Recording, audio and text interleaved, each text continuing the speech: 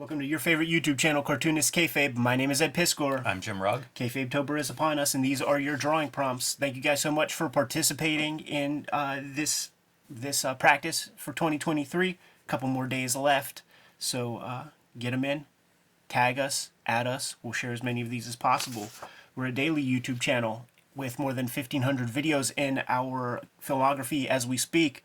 We might have talked about some of your favorite comics, so hit the magnifying glass on the front page of the Cartoonist Kayfabe YouTube channel and search for your favorite comics. Check out those episodes. We are partially supported by the King Kayfabers on our Patreon. You go to the Patreon link, become a King Kayfaber. You get to hang out with us in the live stream recording session as we record a week's worth of videos, get access to everything we talk about before anybody else in Gen Pop gets to see the material, and we also hook them up with the final produced video. Without further ado, long time coming, Jimmy. Got Cosmic Odyssey by Jim Starlin, Mignola, Garzone, Steve Olive. Look at how different the approach to coloring is here, where you're getting like muscles and stuff colored in on these various characters. I assume this is a digital color, but doesn't look that new. You know, a few years maybe newer, but still. Here's what's cool. Like, it's Steve Olive, so he's using his Ollie-Optics color for the cover, but they're maintaining the original blue line color that Steve Olive did for the interior artwork. So that's a good call out because he developed that computer technique, had special software built, and is displaying it on the cover because this trade is 1992, so that's like the height of that era, and very clear Steve Olive kind of banding and things. So I love this cover. That's such a good concept to me of having like the demon as like the attack dog for Darkseid. Yeah. So cool. And this is one of those covers, and we'll kind of get into it, but this is one of those covers that gives up a very mysterious like story point on the cover, and it just destroys the effect. Like it's a sad thing because it's not like Dr. Fate matters that much. Like there's nobody's like, oh fuck, I'm gonna get issue 4 of something because Dr. Fate's on the cover. Could have left that part out and like let the story do the trick, right? You think you sell more if you don't give away the identity. It's just got to pay the admission if you want to know who this is. It's just and even if it is a letdown. We start off, dude. This is a Mignola. Here, how should I phrase this? Mignola said in interviews that even while he was doing this work, he was mature Mignola. Like the stuff that we know from his style with Hellboy was present here, but the inker turned it into more of a DC comic. So you're seeing a lot of the inker's hand here. You know what's interesting is it almost reminds me of some Dan Green over Silvestri at times. Some of the marks on an arm or a muscle here or there. And I'm not going to lie, I kind of like that. It's definitely, if you're here for Hellboy Mignola, it's different. But overall, man, it's pretty sharp. No, yeah, of course. There's nothing to cry about. But it's almost a what if, like you could almost imagine Mignola going this direction instead of the direction he did. Because stylistically, it's really different. Yeah, it is. I feel like he was stuck in this direction, and that is one of those things where you develop this style, and there are gatekeepers at this time. You could work at Marvel or DC if you want to make some money in comics, and these are administrative types, these editors, right? So like they're not co-signing the abstraction. They want solid shoulders on the guys, and they want what they want. Now, he's still Mignola, and they're not really signing him up to do a monthly bid on something. And maybe he doesn't even have the fortitude to do that monthly bid. So they do know that this is a little different.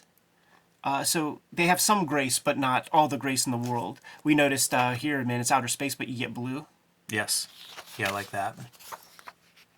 It allows Darkseid to really be, the darkest thing on the page. Right. I wonder how this comic comes about. Jim Starlin doing the writing, and I wonder if he's in cahoots with Mignola and is like, Mike, give me a list of all the characters you want to draw, and I'll make a story with all of them. Because there does seem to be a little randomness too many of the characters. I thought that too, almost to the point of I thought like, was this done as something else, and then it was plug in the characters whenever Marvel passes on it or something?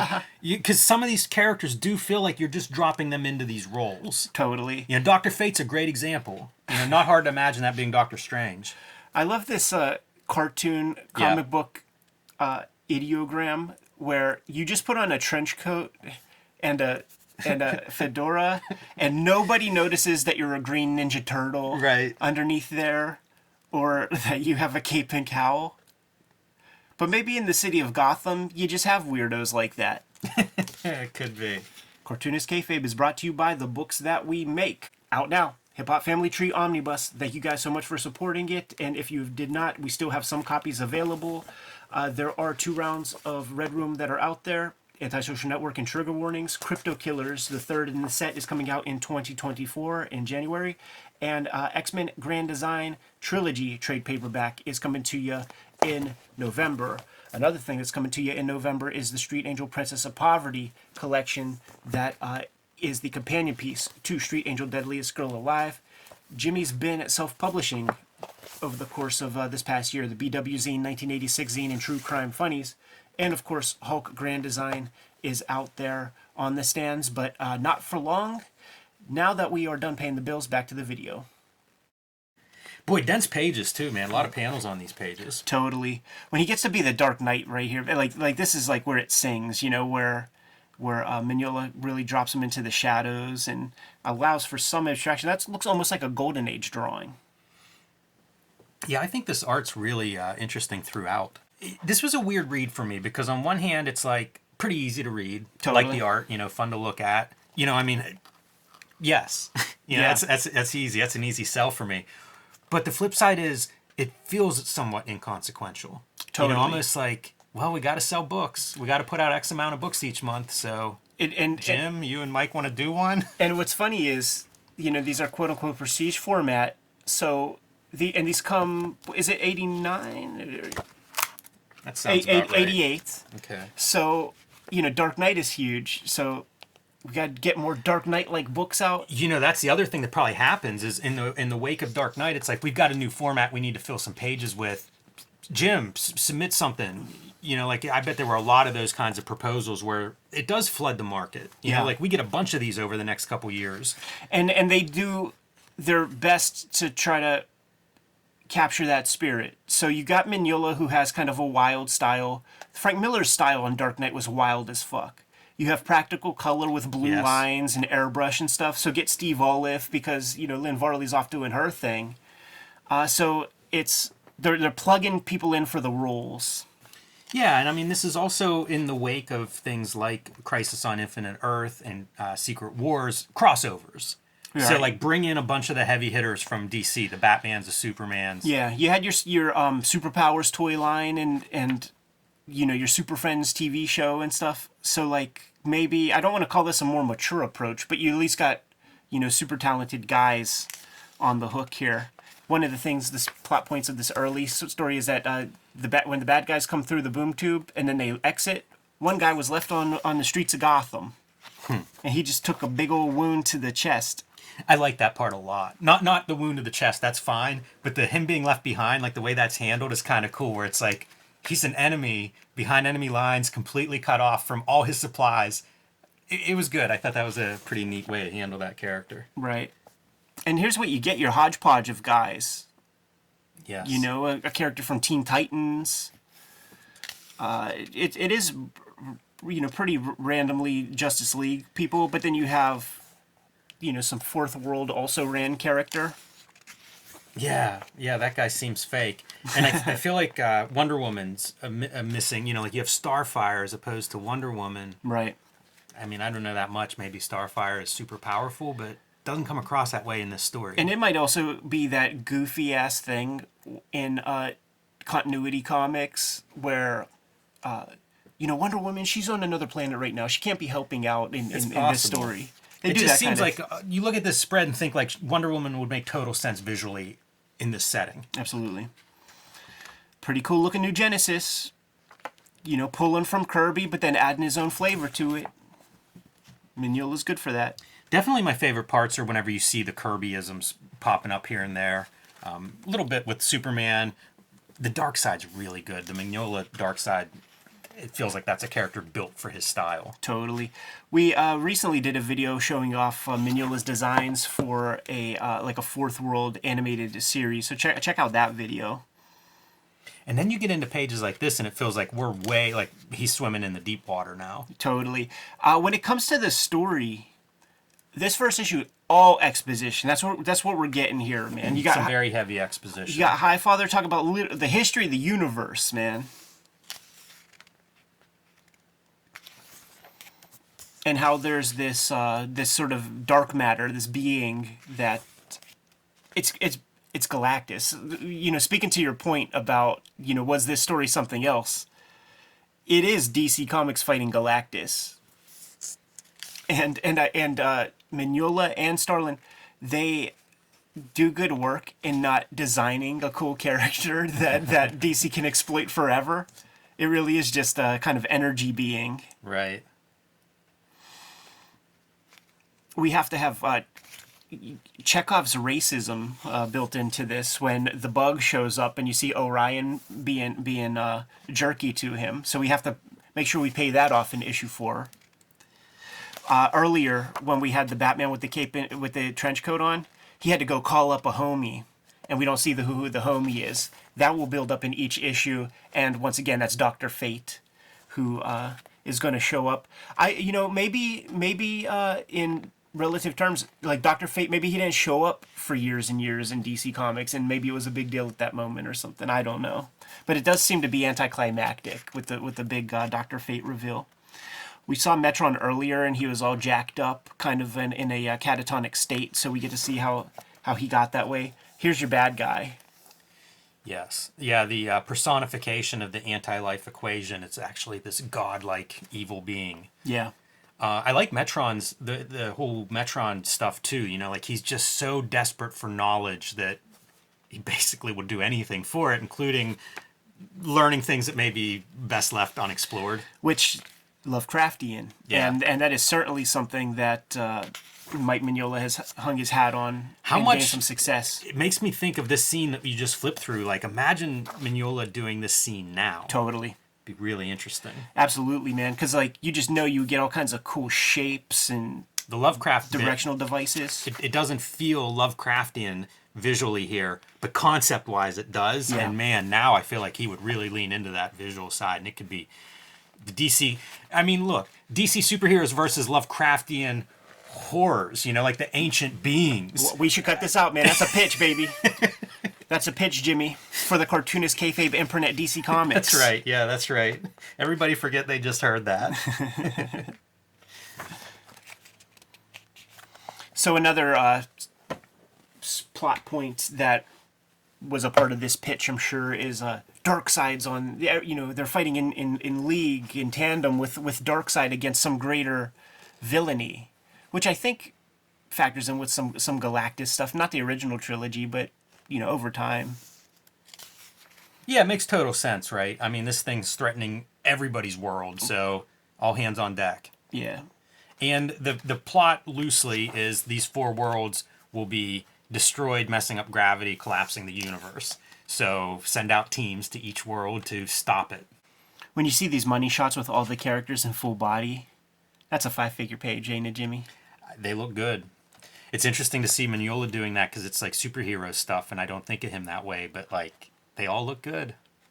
Even stuff like the Bug, right? Like, is that a design that Starlin and Mignola were like, you know, Kirby didn't do enough with the Bug, the Forager. You wonder what prompts it. It must be something like that. Here's the piece right here, man. This is Batman, I got a job for you, where he's calling up his homie. Yeah, it's funny to see the way that works too, where it's almost like, because there's several of these in this story of almost like surprises. Like, I'm going to plant the seed, but you're going to have to stay tuned to see what happens. You know, like this is the end of issue 1 is, oh, the demon. You know, it's almost like this really cool like cliffhanger because now we've got another great character, another Kirby character. How's he going to fit into this whole thing? Yeah. As just a very quick aside, I was looking at future issues of Swamp Thing after the Alan Moore run, and there's a Rick Veitch takes over predominantly, but then there's like some ones where he just is acting as writer, and he's got Tom Yates, who is now drawing Prince Valiant, and they do a story where it's that flying knight that Frazetta did. What's that character? Silver Knight or something like that. So it's a story with that flying knight guy, and it is 2-page spread to start. So it's like page 1 and then 2-page spread, but then the title is written like this so that you're forced to turn the page. The rest of the comic is read this way, so it's like Tom Yates gets to draw broadsheet sized Sundays, and it's a medieval story with the demon in the castle straight from like the Hal Foster type energy, using some of the same castles and stuff. It's a really sharp issue. I don't have it. I had it digitally. Yeah. But I'm gonna be on the hunt for that, or if it shows up in the boxes like that, that'll make for a great episode. Back to Cosmic Odyssey, issue number 2. We have our little teams. It's very close to the Justice Society of America comics that were done in the Golden Age, where they would start out. All the main characters would be at a round table, and then it would be individual comics. Like it would be Gardner Fox and some main dude would draw and write the anchor pieces at the front and back to bookend the books, but then they would dole out the scripts and the individual stories. So this team is going to draw the Atom, this team's going to draw Wonder Woman, and it would be these divorced stories.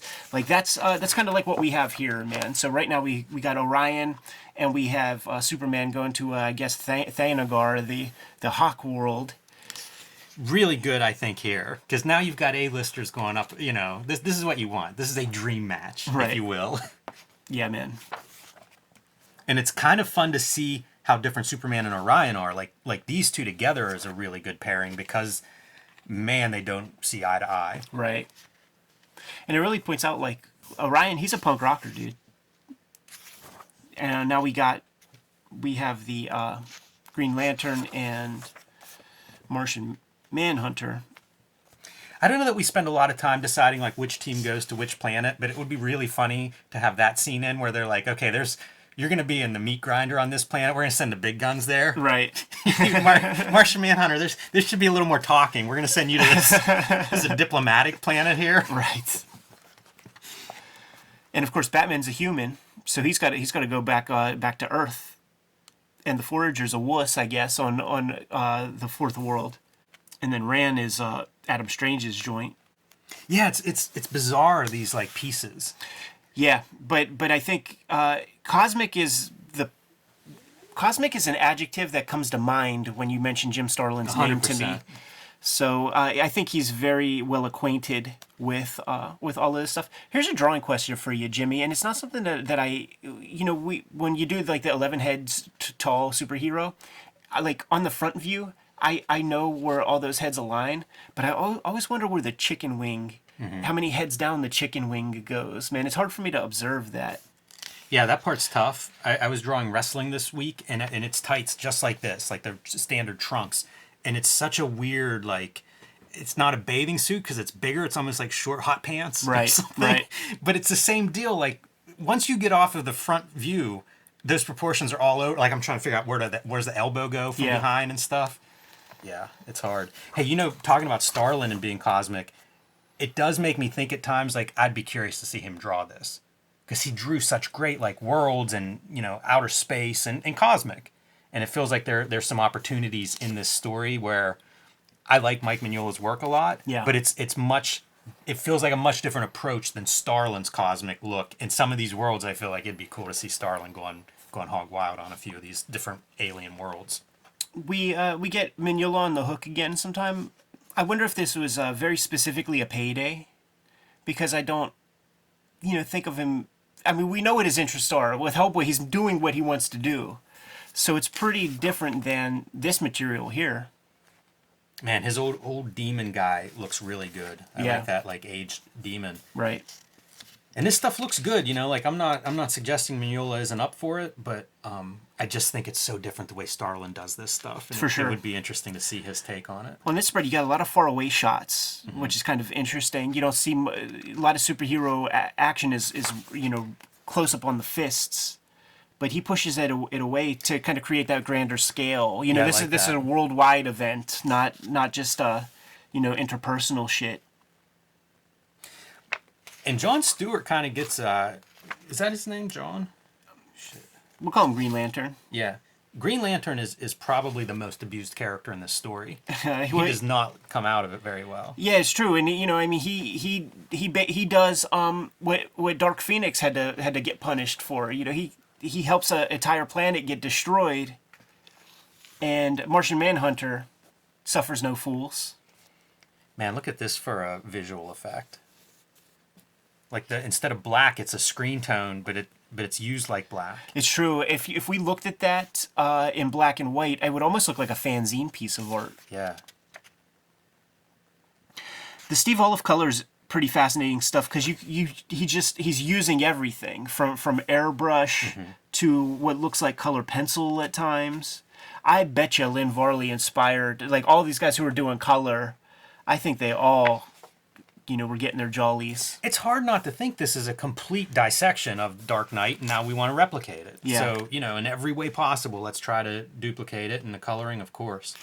Mignola steps up to the bat when it comes to having to do technology and shit like this, man. Like that's pretty good Kirby tech. Yeah, the giant bombs that are going to be responsible for blowing up these planets, and we'll see that bomb in several of these storylines. Adam Strange doesn't represent himself well either. It's like, welcome to my planet, and then let me be just KO'd. Right. KO'd in 2 panels off screen. Let me walk down this hall. We'll split up and investigate, and 2 panels later, he's done. And this is one of those funny things too, man, where it did the call out to the like spelling it out for us exactly where this thing went. And it's also there's an episode of X-Files that works this way. Where this stretchy shapeshifter guy kind of disappears in a ductwork. You can imagine the funny like we're gonna push this and have it in the tick or something would be 12 of these panels where we just keep zooming in.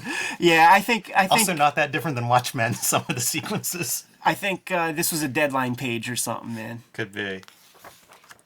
That's the thing. There's a lot of talking head panels when it comes down to it, but it's good to see the way Mignola handles that stuff because every page is pretty interesting to look at. And this is where Green Lantern just goes, okay, I'm going to leave you here. I'm going to go take care of this business. Totally.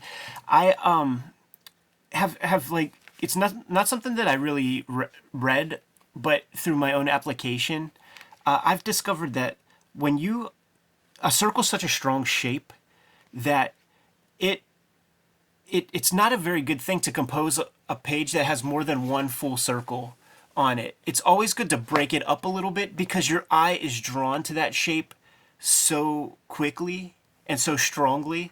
So this is sort of an example of that where you break it up as much as possible so that the eye doesn't just get pulled in a million directions at once.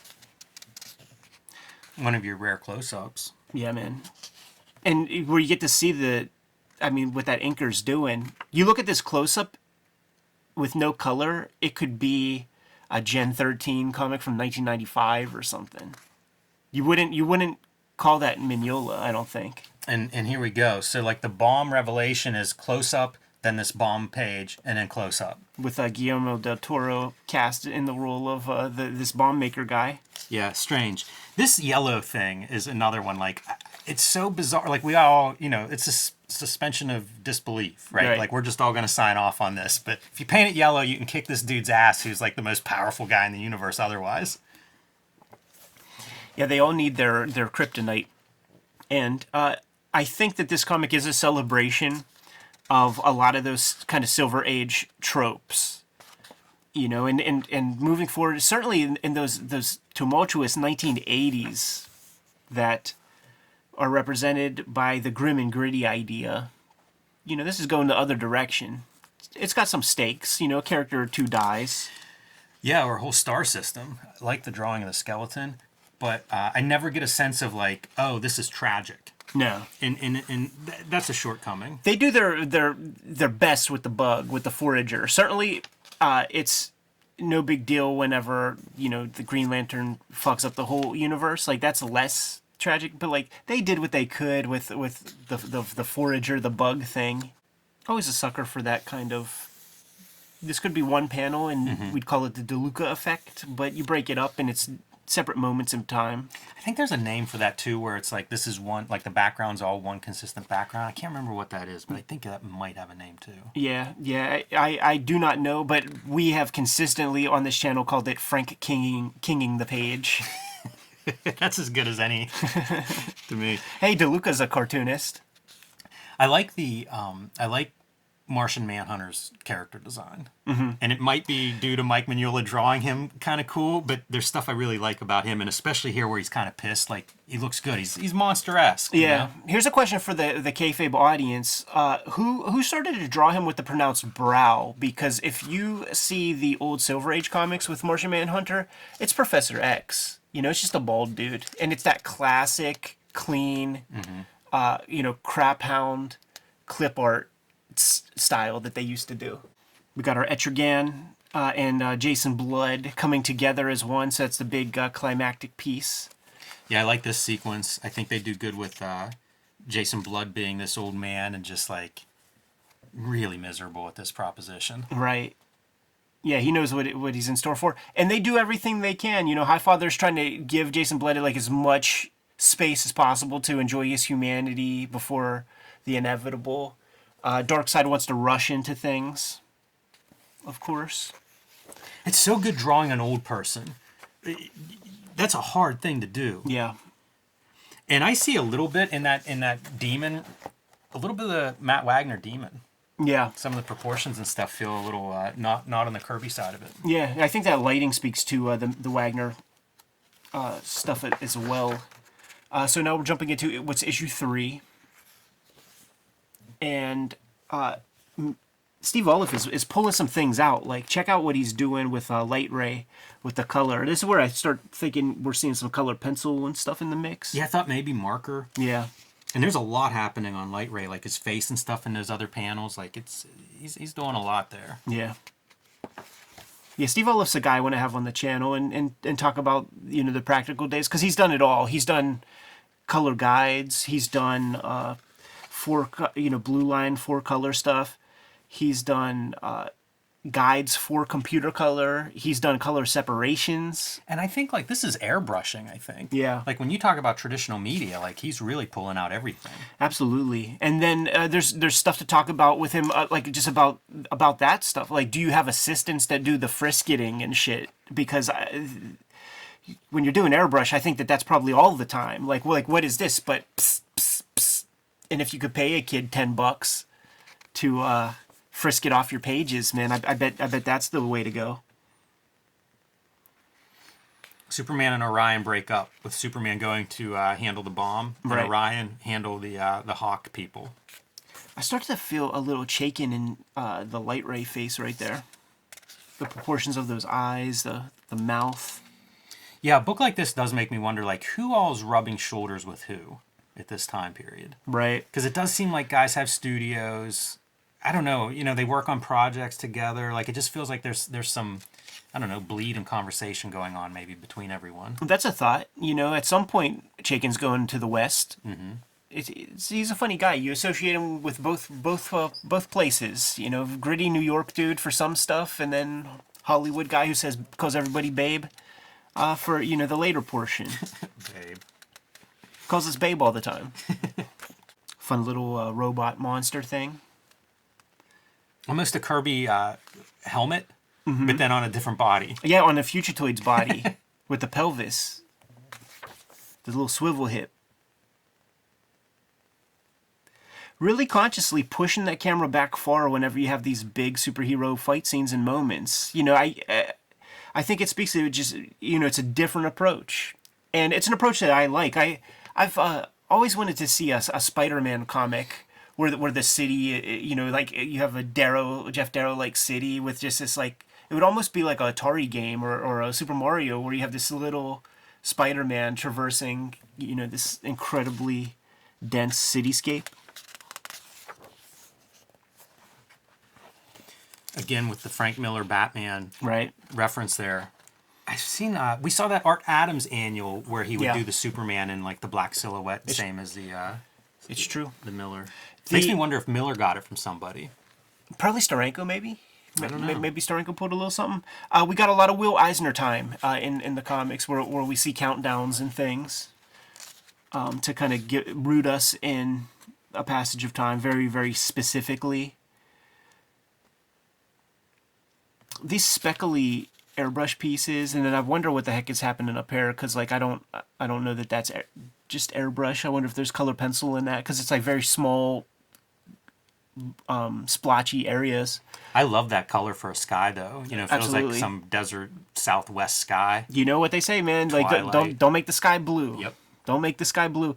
But I think that the color seps to actually get it to the print page adds so much, because the dots are like reasonably far apart. So you know that there's magenta in here, and we don't know that there was magenta in the color application of the original board. So that's always an extra little piece of these 1980s blue line color jobs, stuff like Elektra Assassin, even Dark Knight, and certainly you see it in Elektra Lives Again when there's like snow sequences, and when you really look close, you see pink dots, but you just know that they didn't color any of that pink, but it adds a cool effect. We need a loop.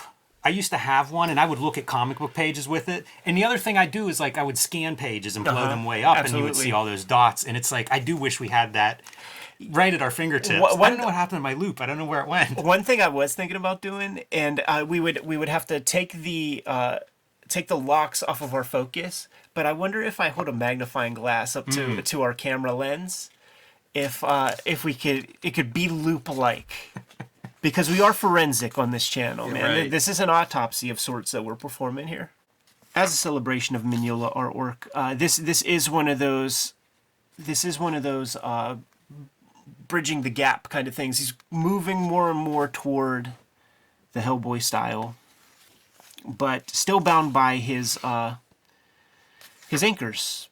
And this is where Superman's really mad at Orion. Superman disarms that bomb or whatever, comes up, and it is just carnage. It looks like Saving Private Ryan opening scene. Orion was doing some things. It's a real swarthy kind of Superman that's being drawn here. I just heard that the Wayne Boring Superman is described as that. Look like a Bruno Sammartino, like Italian Yes. Lothario type guy. And this is not your Christopher Reeve. This is not your C.C. Beck like. How old is he here? Right. You know what I mean? Like is he 52? Flex Metallo. I've heard people say that we don't look the same. Like if you watch a movie from the 50s or whatever, Right. people look different. And it's very true where like people used to look like dads or whatever, and now dads don't look that way. Right. And I don't know if that's me being old and looking that way or what, but it does feel like whatever the archetype is for like Superman's an adult man, it doesn't look like adult men I know. When we get deeper into the third issue, we see that Darkseid has his own designs. And I think that that was to be expected. I don't think that was any big revelation. No, from the very narrative. beginning, I would read this and think like, all you guys don't trust him. Something's going on. Right. Yeah, just too much history. Man, that guy. harness strap setup though with the demon is amazing. Like it's such a perfect. All right, demon, let's go do this thing. You're working for me now. Yeah. And seeing it personified right there with that illustration is really good. Now we are off into the Netherscape. We're going to Lovecraft Land. And it feels way more Ditko-ish, I would say, with the approach. You're starting to see those swooping shapes and things that Mignola will bring into his work to much greater effect later in his career. These lines are something that goes away in the Mignola work over time. These kind of hatch marks. Yeah, strange space-scape. I was looking at this for, I guess all Steve Olaf doing this, but again, a pretty unusual look. Right. I bet real easy to do too, man. I could break this down just looking at it. Yeah, not hard, but I wonder if he's looking at like telescope photos or something to get some idea of like, oh, what do I want to do something cosmic here? What do we do? Right. But see, then you get these pieces here where there are obvious brush strokes in the color. You know, what's he using there? Some gouache or something, maybe. Sometimes I'll color in Procreate, and it'll be on like a translucent, like it might be 80%, 85% opaque, and it's to get that, to almost get like some variation in the color instead of a flat. Right. And it reminds me of that. Like, I don't know if if they're going for some kind of texture or not, but that's what it feels like. Are the countdown pages? Yes. You get one countdown page, so you're suggesting That's a that lot of countdown right there. the page 1 of issue 4 is a countdown page? Indeed it is. But you got to wait a month between 95 seconds and 35. And you don't just get one. Right. Oh my goodness. A lot of inspiration for those early spawns. How about this hunger dog or whatever he is, man, with that hole Love it. in the chest? Yep, I'm on board. It's so cartoon like. It adds to the ghastliness, like he's a zombie. Mignola, disdain for feet. One more note on the coloring for this guy. He does look like a zombie. Like, that's that yellow putrid dead skin, and I wonder if that's part of the reason for like, hey, let's use something with a little more texture for the skin to have it look like rotting flesh. Right. I like he's bleeding out of his nostril. That always looks really cool. There are a lot of marks that Mignola does not keep. A lot of those line marks are just completely out of his. Yeah, and I think some of that is the anchor. Certainly. Never more evident than with like the P. Craig Russell collaborations where you could just like see P. Craig Russell marks. This is a good one. In silhouette, when you look through the hole, his spine's still there. Right. I like his proportions a lot. Totally, especially having him fight Batman. It's so close to human, but it's not quite right. And it just feels insurmountable to, this little rich guy. He could go do all the ninja training he wants, but like, look what he's up against. Here's our big baddie. It's probably better than if he had like a humanoid face. Sure. But going a little bit more in that Lovecraft direction, I think. Just dark amoeba forms coming out of the darkness. Does a great job of doing scale between that giant thing and the size of Darkseid and Demon. Absolutely. I'm sure there had to be some practice rounds with that because it's Celestials or whatever. You got this extremely gigantic thing that you have to communicate. Green Lantern having his emotional breakdown. Yeah, he's a big wuss, man. Wah, I killed a planet. Millions of lives. I'd be cutting the promos if he had no remorse. He's like, It's very melodramatic. We saved most of the planets. So much interesting color. Like, when you start to see the color get modeled a bunch, you gotta wonder, did Steve Olive get some results back from the first issues and think about how to gussy things up and play around a little bit further? Yeah, it's hard to believe that he wouldn't, right? Or any colorist that's good wouldn't. But Jim, it's our big reveal. Look who it is. Dr. Fate, the Mystic. As long as you didn't look at the cover, you'd be surprised here. Little satanic pentagram. You know who owns the pentagram to me in comics, man? Really is Richard Corbin. And there was like the great creepy story where it was like Satan's pinball machine. It's a little kid that fucking draws a pentagram and gets in the middle. And I think he throws up the horns. And then the people that fuck with him, get caught up in Devil's pinball machine. We should do an episode on that. That's good stuff. Yeah. I mean, we could break down any of those single Corbins as episodes, as far as I'm concerned, Jimmy. Man, the star motif. I bet you this star shape is like I described those circles. Like, you don't want to have, like, too many complete stars that are unobscured with nothing cutting in front of them, or else you'll just have these, like, super eye-catching shapes all over the place. Like, it's a smart move to put these guys in front of that because already it looks kind of strong. Yeah, it is. It's a neat pattern to put on a page. I also like the shading for Dr. Fate's helmet. Yeah, it's like shading, but in a very luminous. Yeah, it's a drawn shadow, and then it's like, hey, Steve, go do your color magic here, but this is the shape. Yeah, another version. Yeah, it's pretty consistent. He does it a lot.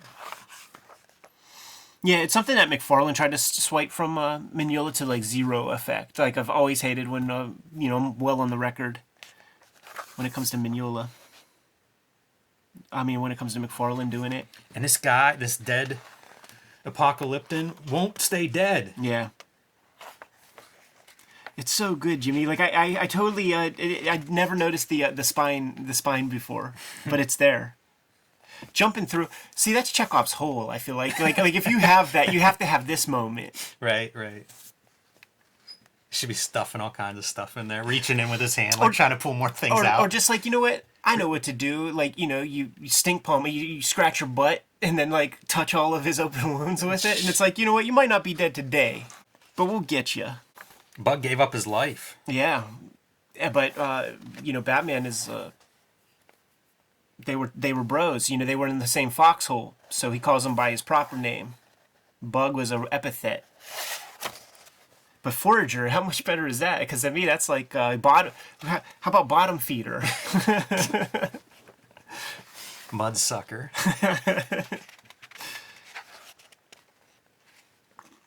So very early on, we're wrapping everything up in a bun. John Stewart is going to accept the mantle of Green. Or no, yeah, right. We have to have our moment where he's totally done.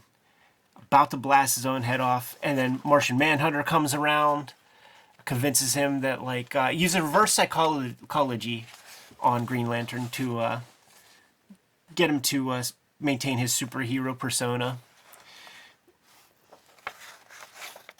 I wonder if that's a sequence that the guys might want back. I wonder if a part of it was to promote Green Lantern canon or something like that. Yeah, I don't know. You know what's funny is when you turn the page, I wonder if they aged Stewart's face because he looks so old there. And he's been through this harrowing experience. I don't think that's what they did, but imagine that level of attention to detail if it was. Right. You can certainly read it that way. You see these pages, and it starts to feel like Mignola's like he's done with this project, man. Like let's get this one out of the way, because this is the most basic of compositions of the entire project. And it comes towards the end. I wonder if you fill in his shadow drawing in black, what you end up with. Probably interesting. And that's kind of what he would go on to do. Mike Mignola, I mean. You know what they call this when you have the triangle of light right there? It's called oh my goodness, I think it's Rembrandt lighting, and it signifies like when you have that little triangle of light, it's the most contrast with like the most kind of value change to communicate 3D on a 2D surface. That's sort of like what I think it's Rembrandt what he kind of discovered. So all of he kind of innovated that in portrait painting. We have to pay off the Chekhov's racism between Orion and the Bug. Orion doesn't give two shits that the Bug is toast, and Batman lets him have it. It's one of those classic, foxhole moments where the guy had dignity, let him have dignity in death. He's a hero.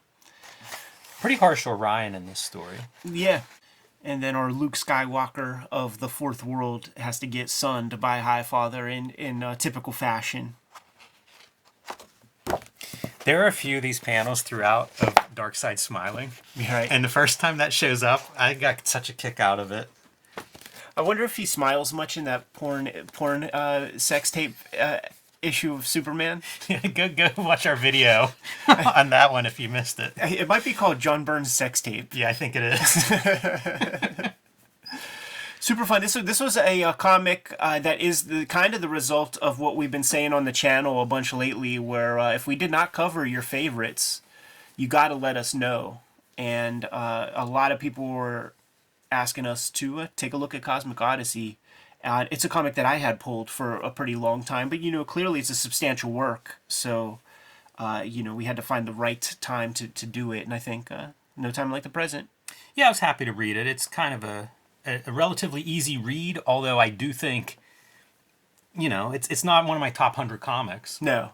No, it's very interesting for to see Mignola stretch, to see him do his superpowers comic, to see what his superhero fight scenes look like and things, and how does he doesn't have a team book under his belt that I can recall, so we get to see how he handles a team project.